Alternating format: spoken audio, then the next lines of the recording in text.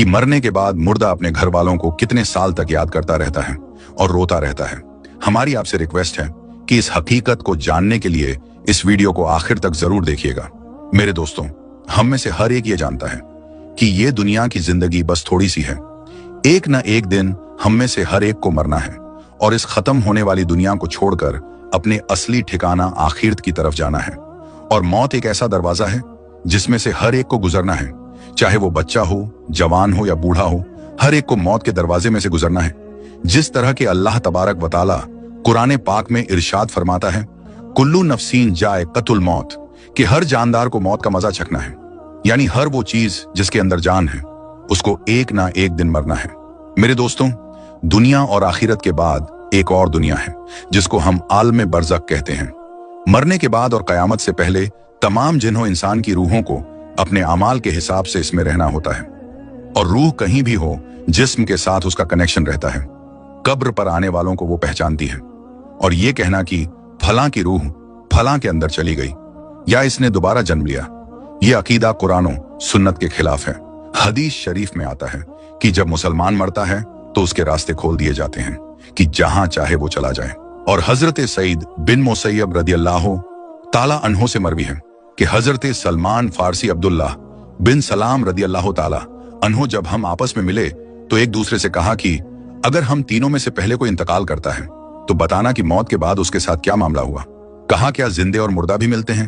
तो फरमाया, हाँ, मुसलमान की रूह जन्नत में होती है और वो अपनी मर्जी से जहां चाहे जा सकती हैं। मेरे दोस्तों, अब सवाल ये है कि क्या मरने के बाद मुर्दे अपने घर वालों को याद करते हैं? जब किसी इंसान का इंतकाल होता है तो मरने वाले शख्स को यह मालूम होता है कि हम इस दुनिया से इंतकाल होकर आलम बरज़ख में आ गए हैं, और उसको ये सारी चीजें याद होती हैं कि हमारा घर है, मकान है, रिश्तेदार हैं, और हमारे बहन भाई भी हैं, और हमारी एक फैमिली है। और यहां तक कि जब इस मुर्दे की रूह निकल जाती है और उसको दफनाया जा रहा होता है तो फिर उस वक्त वो मुर्दा अपनी आंखों से सारी चीजें देख भी रहा होता है।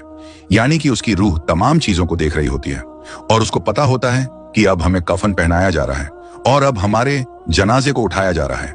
लिहाजा नेक बंदे के जनाजे को लोग उठाते हैं तो वो कहता है, ऐ लोगों, जल्दी मुझे लेकर कब्रिस्तान की तरफ चलो और बहुत जल्द मुझे मेरे असली ठिकाने यानी कब्र के अंदर पहुंचा दो। क्योंकि उसको मौत पर ही पता चल जाता है कि उसके साथ आगे क्या होने वाला है। यानी आगे आने वाली जो मंजिलें हैं वो अच्छे हैं या मुश्किल हैं, सख्त हैं या आसान, उसको पहले से पता चल जाता है। क्योंकि रूह निकलते वक्त की जो तकलीफ होती है उसी से मरने वाले को यह अंदाजा हो जाता है, और उसको यह मालूम हो जाता है कि उसका आगे क्या अंजाम होने वाला है। इसी वजह से जो मोमिन बंदा होता है वो कहता है, मुझे जल्दी लेकर चलो और मुझे कब्र के अंदर उतार दो और मेरे असली ठिकाने तक मुझे पहुंचा दो। क्योंकि हुजूर नबी करीम सल्लल्लाहु ताला अलैहि वसल्लम ने इरशाद फरमाया, दुनिया मोमिन के लिए कैद खाना है और काफिर के लिए जन्नत है। मेरे दोस्तों, जब गुनाहगार और बेनमाजी इंसान की मौत होती है तो वो चिल्ला चिल्ला कर ये कहने की कोशिश करता है कि ऐ लोगों, तुम मुझे कहां लेकर जा रहे हो? ऐ मेरे बच्चों, यानी कि वो अपनी फैमिली से कहता है कि मैंने अपने बच्चों के लिए बहुत ज्यादा कमाया, इनके लिए घर और मकान बनाया, और अब तुम हमें हमारे घर से निकाल कर अंधेरी कोठरी यानी कब्र के अंदर क्यों डालने जा रहे हो? उसे बहुत घबराहट होती है तो वो कहने की कोशिश करता है कि ऐ लोगों, मुझे मत लेकर जाओ।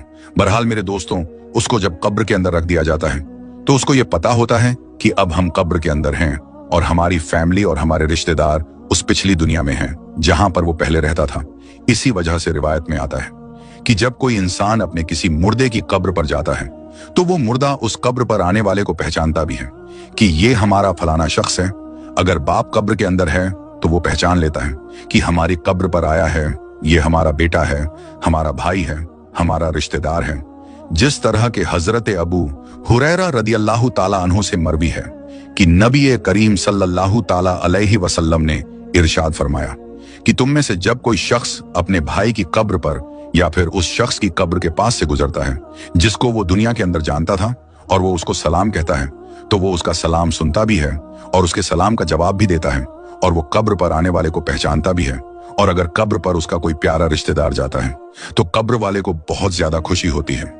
लेकिन अगर मुर्दा गुनहगार होता है और अपने गुनाहों की वजह से सजाएं भुगत रहा होता है तो वो कब्र वालों को पहचान कर भी उसकी तरफ कोई ध्यान नहीं देता, क्योंकि कब्र के अंदर उसकी जिंदगी बहुत कठिन हो जाती है और वो अजाब से परेशान हो रहा होता है। इसी वजह से उसका कब्र पर आने वालों की तरफ ध्यान नहीं होता। और जब हम किसी कब्रिस्तान पर जाते हैं और ये कहते हैं अस्सलामु अलैकुम या अहलल कबूर, तो वो कब्र वाले हमारे सलाम को सुनते भी हैं और हमारे सलाम का जवाब भी देते हैं। और बुखारी शरीफ की हदीस में है कि जब कोई शख्स अपने किसी मरहूम के लिए ईसाले सवाब करता है और जब उस ईसाले सवाब को तोहफा बनाकर उस मुर्दे को पेश किया जाता है तो वो बड़ा खुश होता है और उस वक्त उसको ऐसी खुशी मिलती है कि उससे पहले उसको ऐसी खुशी कभी भी नहीं मिली होती। बहरहाल मेरे दोस्तों, जो गुनहगार बंदा होता है उसे ये दुनिया बहुत याद आती है। वो ये कहता है कि हम बहुत ऐश की जिंदगी में थे, क्योंकि ये दुनिया की जिंदगी उसके लिए जन्नत थी। उसको कब्र के अंदर अजाब हो रहा होता है, इसी वजह से वो अपनी दुनिया की जिंदगी को याद करता है, क्योंकि दुनिया की जिंदगी के अंदर उसको सुख था और दुनिया की जिंदगी के अंदर वो इस तरह के अजाब में गिरफ्तार नहीं था। इसी वजह से गुनाहगार शख्स दुनिया की जिंदगी को याद करता रहता है और अपने घर वालों को याद करता रहता है। इसी वजह से इस्लाम में मरने वालों के लिए ईसाले सवाब करने को कहा गया है, क्योंकि ईसाले सवाब करने से जो गुनहगार होते हैं उनके गुनाहों की बख्शीश होती है और जो नेकोकार होते हैं उनके दर्जे बुलंद होते हैं। लिहाजा हमें हर हाल में अपने मरने वालों को याद रखना चाहिए और उनके लिए इसाले सवाब करते रहना चाहिए। और हमें चाहिए कि जब हम तौबा व इस्तगफार करें तो हम सिर्फ अपने लिए ही ना करें, बल्कि अपने तमाम रिश्तेदारों और मोमिनों के लिए भी करें।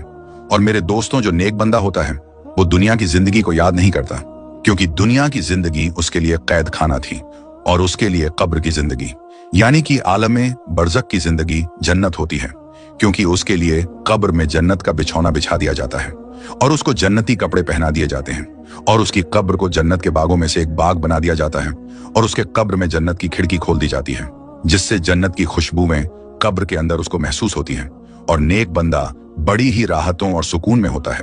इसी वजह से उसको दुनिया की और अपने घर वालों की किसी किस्म की कोई टेंशन और फिक्र और परेशानी नहीं होती, क्योंकि अब वो अपनी उस जिंदगी में होता है जिसके अंदर उसको राहत और सुकून होता है और जिसके अंदर उसको हमेशा हमेशा रहना है। और वो उसी में खुश होता है, क्योंकि वहां पर उसको किसी किस्म की कोई दुख, परेशानी और तकलीफ नहीं होती, बल्कि उसके लिए राहतें ही राहतें होती हैं।